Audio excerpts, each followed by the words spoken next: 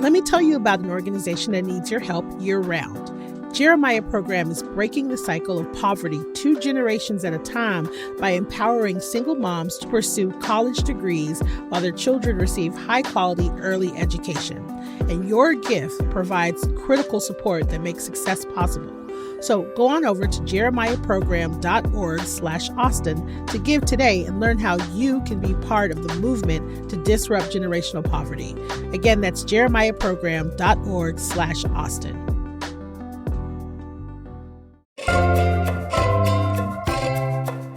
Today on CityCast Austin, we're seeing a lot more immigration enforcement here in Austin, and while it might look different than it does in other places, we still have a quarter of all ICE arrests in the U.S. happen here in the state of Texas.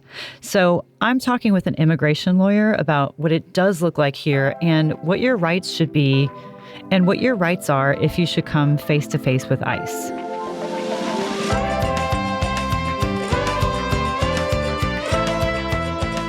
It's Monday, February 9th. I'm Eva Ruth Moravec, in for Nikki Devon, and this is what Austin's talking about. Hello, I am here today with Crystal Gomez. She's the managing attorney at Texas Immigration Law Council. Welcome, Crystal. Hi, thanks so much for having me. Of course. This is quite the hot topic these days. Wanted to talk about immigration and ICE arrests and people's rights. So just off the top, there have been some really large-scale sweeps that have gotten tons of media attention in Minnesota and other places in the country, and we really haven't seen those so far in Austin. So can you tell us why that is? Do you have any ideas? Yeah, so I think one of the reasons we haven't seen it as much in Austin is that we have a governor that is friendly with the administration, and most of the places that we've seen these large-scale enforcement operations happen have been in states that limit cooperation with immigration, so-called like sanctuary city or sanctuary states that refuse to share information and cooperate with ICE. So that's been their ostensible reason for putting all these boots on the ground, is saying, well, if we wouldn't have to do this if you were just helping us, and Texas is. So most ICE arrests are happening in Texas. Right. 1 in 4 arrests actually happen here in Texas. But it doesn't feel like it because a lot of this is happening through Texas DPS and local law enforcement agencies. And so then they transfer that custody over to ICE. So DPS had signed what's called a 287G agreement that essentially makes them operate like ICE agents. It's like a force multiplier for ICE. And that's for anybody who doesn't know, the Texas Department of Public Safety, and the troopers in the beige. I guess they're usually wearing beige. And they can operate anywhere in the state, right? I mean, their jurisdiction is everywhere. Yeah, their jurisdiction is everywhere. They're usually on the highways, and that's where we've seen a lot of these stops happen, speeding tickets and things like that turn into ICE arrests. Yeah. Okay. And so they're under the jurisdiction of Governor Greg Abbott, too. So if Abbott is kind of on par with the national line of what we should be seeing in immigration, then I guess there's no friction there, right? Right. Exactly. I guess I've been confused about, I know why we've seen action from cities saying like, we don't want ICE here, or, we will try to protect our residents from, unconstitutional stuff, obviously. But like, what can cities actually do when it comes to federal activity? So cities outside of Texas have a bit more flexibility on this stuff. But in Texas, we have certain state laws that prohibit city government, police chiefs, city managers, mayors from making policies that would prohibit cooperation with immigration enforcement. So they're very much handcuffed and hamstrung by what they can and can't do. It is a little different, though. Like our counties, last legislative session, we passed a SB 8, which requires county sheriffs to enter into these 287G agreements in order to do some amount of immigration enforcement and be partnering with ICE. And they get to choose at what level they're going to be partnering with ICE. So we're going to see kind of a wide range across the state of Texas on some counties that are very much involved, they're doing these ICE arrests on their own, and some counties are going to be doing as minimal as they can, but still cooperating. But cities, police departments don't have those same requirements. And so that's why you'll see APD come out and say, we don't have the resources, we don't focus on this. But they can't outright tell their officers not to cooperate with immigration enforcement. Got it. Okay. They can just kind of deprioritize it, or like I know that Austin Police Chief Lisa Davis has said, you have to get a supervisor's permission if it's going to be a wait for ICE to come in and get their person. So even without these big sweeps, what are we seeing here in Austin, and what should people do if they come into contact with federal officers? Like, where is it happening, and what are we seeing here? There are ICE agents operating in Austin and around Austin. So it's not only happening through DPS and law enforcement agencies. It's also not only happening through like ICE check-ins and things like that, where people are in vulnerable situations already. They're going in for their monthly check-in, just like probation with immigration, and they get picked up there. But that is kind of the majority of where we're seeing ICE arrests happen, is either right there at an ICE check-in or directly thereafter. And we have a huge facility in Pflugerville, and that's kind of where people end up going. For their check-ins? Or you mean after they get arrested? Okay, okay. Where are the check-ins happening? Are those mostly in San Antonio? Or a lot of them are in San Antonio, but I think there is an ICE check-in location here in Austin. Okay. So that it is pretty specific. It's not like they are, going kind of into a neighborhood necessarily, or an HEB or a Home Depot kind of thing and looking for people there. It's not typically. I don't think the majority of the people that are being picked up in that way. It's usually targeted. So when ICE is operating in Austin, a lot of times it's targeted enforcement. So they're going and looking for a particular individual, and then they might make collateral arrests around that. But it's not just like roving people looking for humans who look a certain way right now. Okay. In Austin. Well, that's good. That's a little bit of a relief, I guess. But, you bring up kind of the warrant aspect of it, or the targeted arrest. What kind of arresting powers, I guess, do ICE officers or federal agents have when it comes to immigration?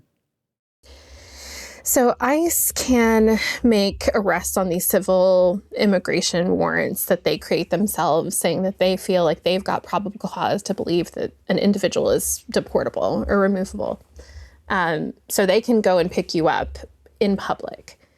If you're driving a car and you confirm that it's you, they can take you out of the car and they can arrest you. Oh, wow. When you're at home, however, your Fourth Amendment protections are higher, and so they don't have the same authority to just enter your home without a judicially signed warrant. That's like a criminal warrant. They very rarely get those.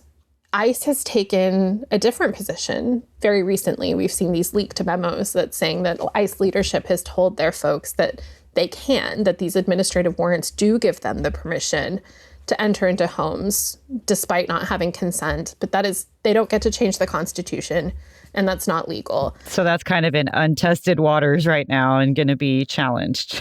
It's definitely going to be challenged. I think it's pretty well tested, but it seems like it's well tested that these administrative warrants don't pass judicial, probable cause muster. So we'll see what happens. I imagine that there'll be a pretty swift reining in of ICE's new policy. So if ICE does come to the door and, has this impression that they can go inside regardless of what kind of warrant they have, what should people do? I mean, what kind of lawful resistance is okay? Yeah, the point in the immediate situation is to keep everybody safe. The people that are being targeted, law enforcement officers, everybody needs to be physically safe. And so that means no obstruction. Don't put your body in the way. Don't resist in a way that will get you hurt. But the things you can do is assert that this is not you don't consent to their entry. You do need to see a judicial warrant. If they don't have one, that you're not going to be consenting, and that and it's really important to film if you can, or if somebody around the house can, and also alert the rest of the house. If you're alone, great, but if you're not, just saying there are agents here. We don't consent to a search. Everybody here doesn't consent to a search, and make sure people know that they can assert their rights to remain silent. Don't answer any questions. If they ask you, are you Joe Smith, that you don't confirm, just say you're going to remain silent. And just kind of go along with what they do and maybe like try to fight it more on the legal end of things. Exactly. Afterwards, it's better to try to rectify it afterwards when you know that your physical safety is being protected. Right, because those actual like forcible moments can be really tense, and that's when overreaction can happen, it seems like, at least that we've seen in some federal officers. I mean, I know in Minnesota, a video that I saw of like a man getting, dragged out of the front door of his home, like, kind of in his boxers, in the freezing cold, in the snow. It's just, that it seems harsh. But, at the same time, who is being targeted? Because we did see, the rhetoric for a while, which got, I think, a lot of people on the side of anti-immigration, essentially, was like, we need to target these criminals who are here in the country illegally. So what is the reality of that part of targeted enforcement, like the names on the papers that ICE agents are going after in Texas? So two things. So one, yes, it does seem like it's targeted enforcement. Two, on the criminalization of immigrants front, we were told that they're going to go up the worst first. They're going to go after the worst of them, the rapists, the drug dealers, the bad guys. And then we saw this shift in the narrative that anyone who was in the country without authorization, even if someone entered with authorization and then their visa expired, which is like a civil matter, it's not criminal, that they were criminals already, just by virtue of being in the country without permission. And so this idea of who, like the criminals they're going after, became very shifty. It was no longer dangerous criminals. It was, well, you're a criminal if you're here undocumented. So everyone we arrest is a criminal alien. And previously, that wasn't the perspective, right? Like, it kind of seems like the definition changed without them saying that the definition changed. Right. And also, it's not like legally accurate. These people you can't charge them with a crime. And so they're not criminals. There is no criminal nexus to a visa overstay, or worse, people that we told come to the US, we have already vetted you. We're going to parole you in. You come to the US with our permission and our blessing, we enter, and then we take away your parole rights. And now saying that you're a criminal after every bit of it has been the administration created these folks in this status. It was what you're describing, the like change in the asylum process? Like previously we said, you can seek asylum, you can show up to the border and seek asylum in the US, and then you get in and there's a process that you go through that's legal, right? That was the process. And now that has changed. That is one part, but then also the Cuban, Haitian, Nicaraguan, and Venezuelan parole program that we implemented. So there was a sort of an asylum, what they called a crisis, lots of folks coming in and seeking asylum. So they shut the border down and they said, you know what, if you're from Cuba, Haiti, Nicaragua, or Venezuela, we recognize that your countries are in upheaval and that you want to come here, but you're going to need to apply from your country. Find a sponsor in the U.S. who's willing to, say that they will financially make sure that you won't become a burden. And then we'll vet you, make sure that you're not a public safety risk. And then we'll send you parole documents so that you can come into the U.S. legally. And when it's your turn, but they're kind of in control of when you come. Right. And then we let a bunch of folks in from these countries with this parole. And then Trump got in office and canceled the parole and said immediately, you don't have a status anymore, you can't work lawfully, and now you're illegally here and you're a criminal. But these are folks that we brought and that we vetted. And so it's very unfair to be put in these situations. Hey, y'all, it's time to make your voice heard. Austin continues to face significant infrastructure challenges like aging facilities, growing service demands, and affordability pressures. To organize and prioritize, representatives across city departments scored hundreds of individual project requests using criteria like timeliness and readiness, critical need, and efficiency. And then through a structured and collaborative review process, city staff refined this need assessment into their 2026 bond initial draft recommendation list. Y'all, this list totals $700 million. And then on January 21st, that list was submitted to mayor and council. So what does this mean for you? Community members are invited to a series of open house meetings to learn about proposed bond projects and share feedback that will help ensure these investments reflect Austin's most pressing infrastructure needs and community priorities. So RSVP and learn more at austintexas.gov/bond2026. Imagine this, your next podcast recorded in the same studio where you're hearing this right now. That's Trick Hat Workway. Trick Hat is Austin's most hospitality-driven co-working space. And yes, they've got a pro-level podcast studio designed for creators, teams, and businesses who want high-quality recordings without the stress of hunting down space or gear. Just show up, plug in, and hit record. Outside the studio, Trick Hat's got you covered. From private offices to dedicated desks, they offer flexible co-working options to fit any business or entrepreneur's needs. And can we talk about the perks? Freshly brewed coffee from Manana, endless snacks, and crispy Diet Cokes. But what really makes Trick Hat different is the energy. From weekly networking opportunities to community trick chats, it's more than a place to work. It's where Austin comes to connect, create, and have fun doing it. Whether you're producing your next big idea or just need a space that feels good to work in, Trick Hat Workway is waiting for you, where it's always old Austin, new tricks. Visit trickhatworkway.com to learn more today. Hey y'all, by now you've probably heard me raving about Window Nation. I've told you about the 1,500 styles and colors, their measuring process for the perfect fit, the lightning quick installation, and the lifetime warranty. But I haven't told you about what others are saying about them. They have over 45,000 five-star reviews. They have an A+ rating from the Better Business Bureau.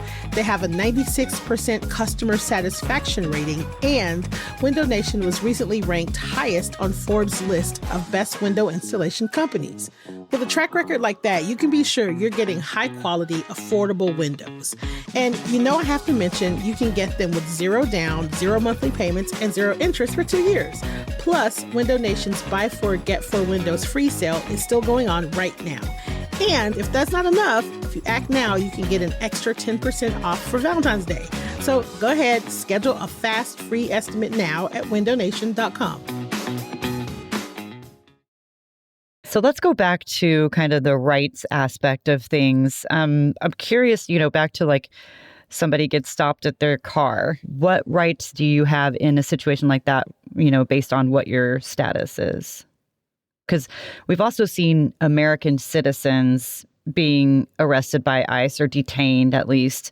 Right. So it also really depends on who is stopping you. So if it's ICE, you have certain rights that are different than if it's a police department or police person. So if you're in your car and you're driving and the police stop you, you always have the right to remain silent no matter who it is that's stopping you. But with police, you do have to identify yourself, give your name, your date of birth, and your address. Or you can give your driver's license as long as it's accurate. But there has to be some kind of identification. Specifically, if you're under arrest, you have to identify yourself. There's a new failure to ID law in Texas.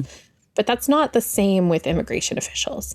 So immigration officials, you don't have any obligation to give them your information. If you're not a U.S. citizen and you're a legal permanent resident, there are laws that say that you always have to have your green card on you.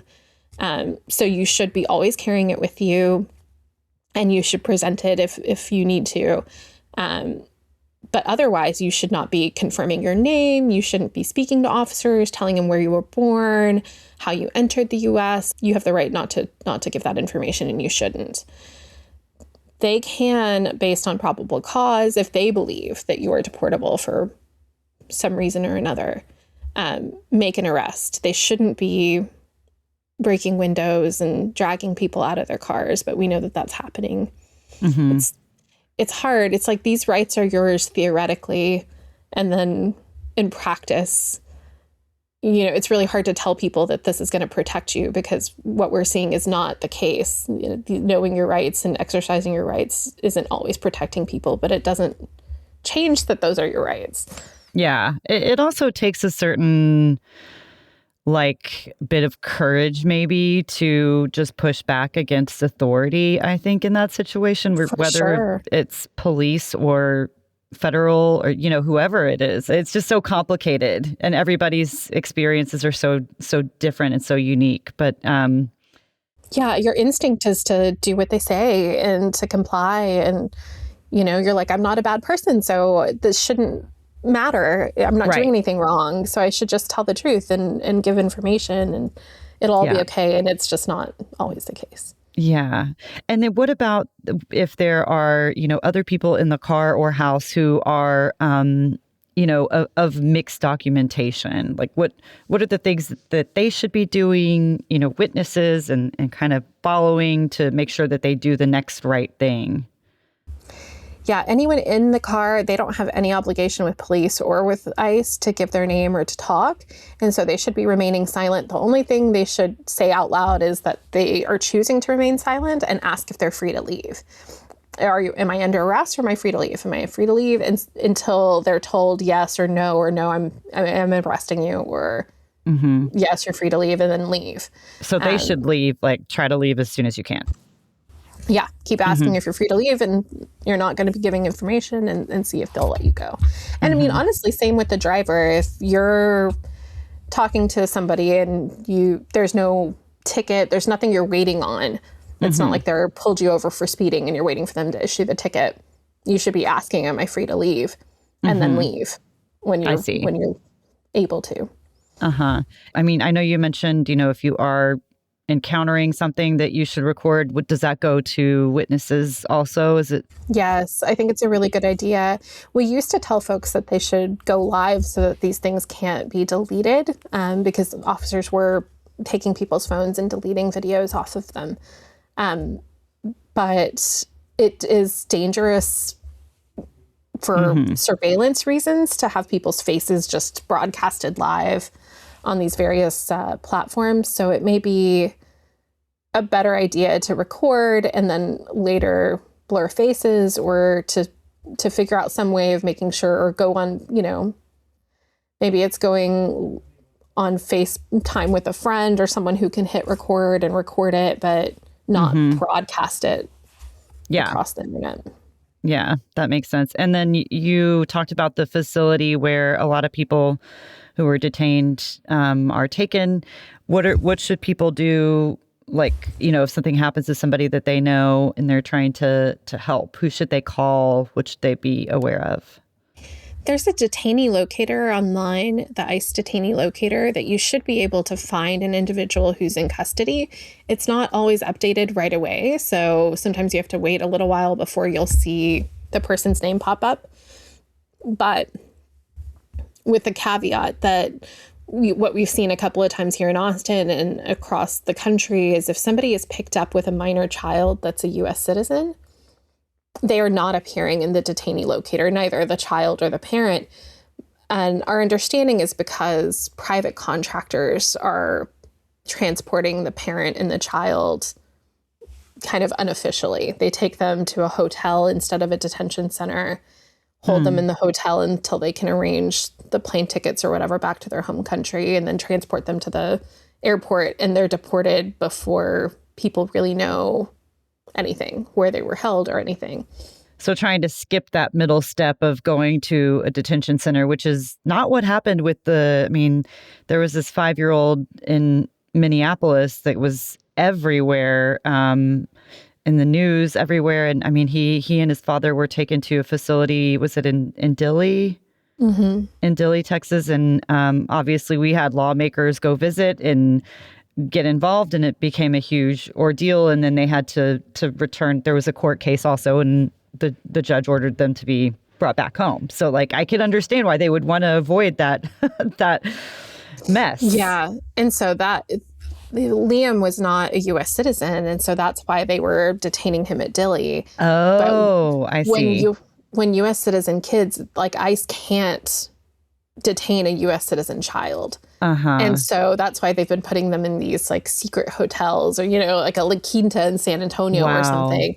Okay. Because they can't really take them to a detention center. And then they don't show up in the detainee locator. So families left wondering like, where is my niece? Where's my nephew? So they can't be detained, but they can be deported because they wouldn't want to separate the child and the parent. Right. So they don't call it a deportation because you can't deport a U.S. citizen. They'll say we're deporting the mom and she chose to take her child with her. And so they're both going. I see. But the end result is a deportation. Yeah. Wow. Okay. Interesting. So, we've touched on these detention centers a little bit. Texas has some of the largest, and there have been 4 deaths in some facilities over the last 2 months. We've also seen reports of a measles outbreak at a facility near San Antonio. Yeah, that's Dilley. That's Dilley, where Liam was and his father. Right. And what kind of oversight, like I know that, they don't have to report their custodial deaths to the state of Texas because they are federal. So what kind of oversight is there for these facilities, and what should we know about them? Yeah, they're private prisons. And so a lot of it is shrouded in secrecy. The contracts that they have with ICE and DHS are not super publicly available. We don't really know who the providers are. It would take FOIAs and lawsuits to figure some of the information out about these facilities. And I remember, a while ago, I did a lot of private prison work and FOIA work, and they guard everything so fiercely and say, well, it's like a trade secret. We can't tell you how we do this because it's like exempt. Yes, it's because it's how we make profits. But really, it's also how they neglect detainees.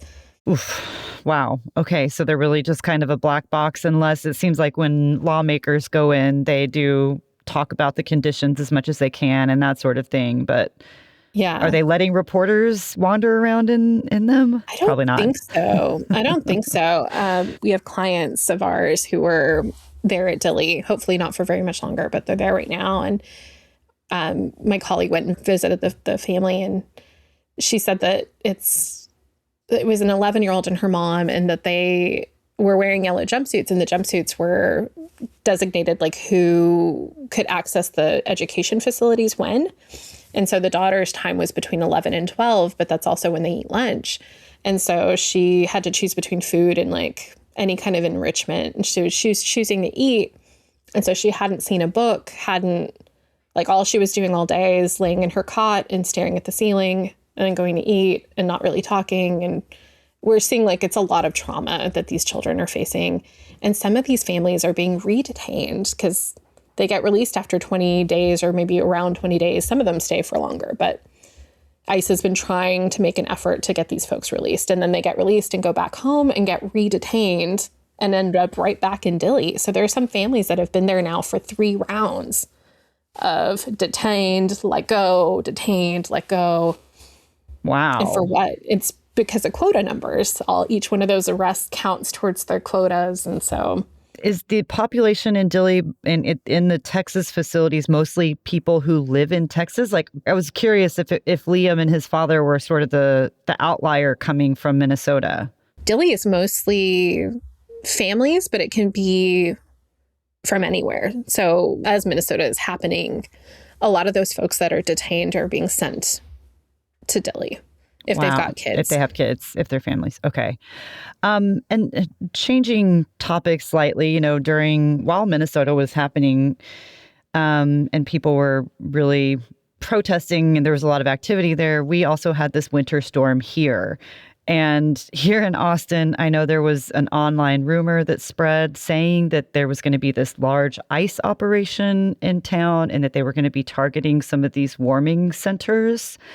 to the point that the city had to release a statement saying, we reached out to ICE and there's not something like this happening.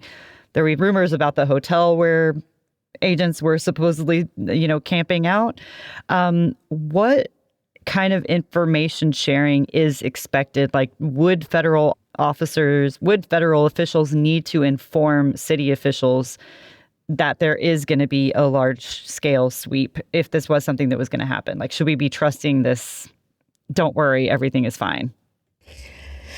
No. So, I mean, no to the first part. I don't know about the second part, but the first part, federal officers don't have any duty to inform local officials that they're going to be doing large scale enforcement in their communities. Some do when communities have close contact already. So if you're a local sheriff and you've signed one of these 287G agreements that allows you to go out there and perform the job of an ICE agent, maybe you're in closer communication with ICE and they might inform you like, hey, we're all going to be down there for whatever. But for communities, especially like Austin, where there isn't that kind of close communication back and forth, because they don't have these 287G agreements, it's not a priority of the police.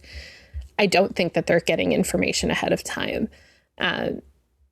Whether we can trust that they have communicated and that ICE isn't lying to them, I guess, is a separate. And I don't know. I guess in this situation, we didn't see any arrests at warming centers. So maybe it turns out in retrospect that nobody was lying to us or to them. But there is just this anxiety and fear here. I mean, is there any way to put people at ease or to help them feel protected here in Austin right now? Sorry to be so grim. No, I know. And I wish I had like a Pollyanna Let's end answer. on a positive note. Yeah, exactly. I wish I had something. But I mean, the truth is that the situations are evolving and protections that we thought existed seem like they're now medium and may or may not help.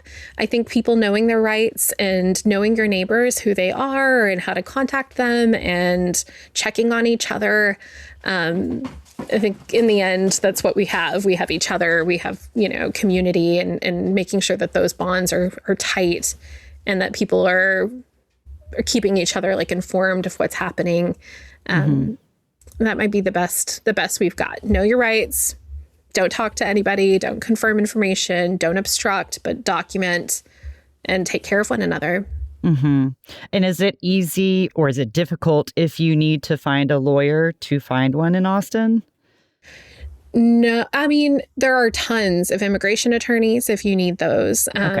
Private attorneys. The nonprofit world is pretty underwater right now. They're very inundated with work. And so finding help for free is tough anywhere. Yeah. But Austin also. But we do have American Gateways, which operates here and gets a grant from the city to provide certain amounts of legal defense. So we do have infrastructure available. And there's also RAID hotlines. I know that the Austin Sanctuary Network runs a RAID hotline for folks who are family members of people who've been targeted by ICE enforcement operations. They can connect you to information, how to find your loved one, and things like that too. Okay. All right. Well, Crystal, this has been really informative, and I thank you so much for your time. Thank you so much for having me.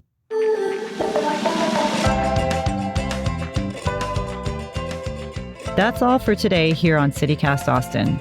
You can find links to the Texas Immigration Law Council's website in our show notes. If you enjoyed the show, why not tell a friend, rate the show, leave us a review, and subscribe to our CityCast Austin newsletter. If you really love CityCast Austin, help us support it. Become a neighbor today at membership.citycast.fm. We'll be back tomorrow morning with more news from around the city. Bye.